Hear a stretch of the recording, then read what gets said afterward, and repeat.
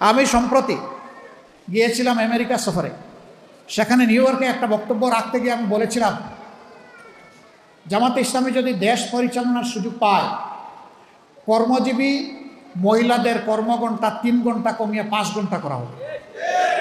আরে যাই বলছি, বাংলাদেশের বঙ্গোপসাগরে জোয়ার শুরু হয়ে গেছে, চতুর্দিকে সমালোচনার ঝড়। হায় হায়, কি বললো জামাতের আমির সাহেব, এখন তো আর মহিলারা কোনো কাজই পাবে না। যারা বিভিন্ন কাজে নিয়োগ করবে তারা বলবে, বাবা আমার এই 5 ঘন্টা দিয়ে 8 ঘন্টার বেতন দিয়ে আমার তো পোষাবে না, আমার দরকার নাই মহিলা কর্মজীবী, মহিলা কর্মকর্তা আমার প্রয়োজন নেই, কারণ মালিক টাকা খাবে কেন। আরেক দল বলতেছে, যাও মহিলারা একটু রুজি রোজগার করতো, রাস্তাটা দিলেন আপনি বন্ধ করে।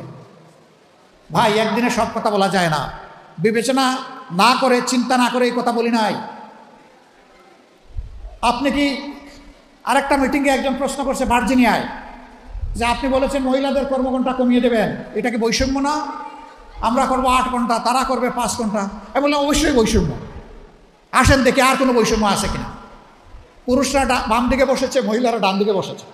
পুরুষদেরকে বললাম, বোনরা আপনারা শুনবেন না এই প্রশ্ন। পুরুষদেরকে বললাম যে আগামী 1 বছরের ভিতরে পেটে বাচ্চা নেবেন এমন 2-1 পুরুষ থাকলে হাত তুলে। কেউ তো আর হাত তুলে না, সবাই হাসে আর নিচের দিকে মাথা দেয়, বুঝছে যে আমি কেন প্রশ্ন করছি। আমি বললাম, এটা পারবেন না? কয় না না, এটা পারবো কীভাবে।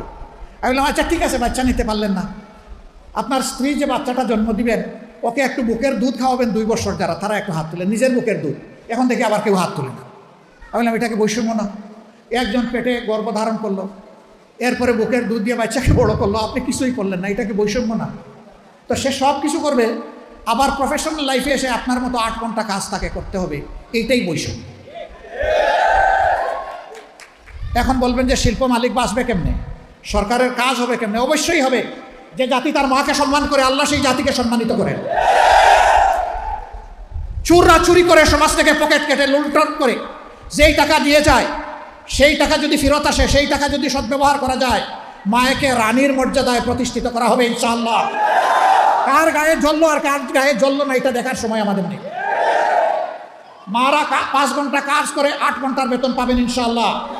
তবে সেই 3 ঘন্টার বেতন শিল্প মালিকদেরকে দিতে হবে না, এটা দিতে বাধ্য থাকবে সরকার।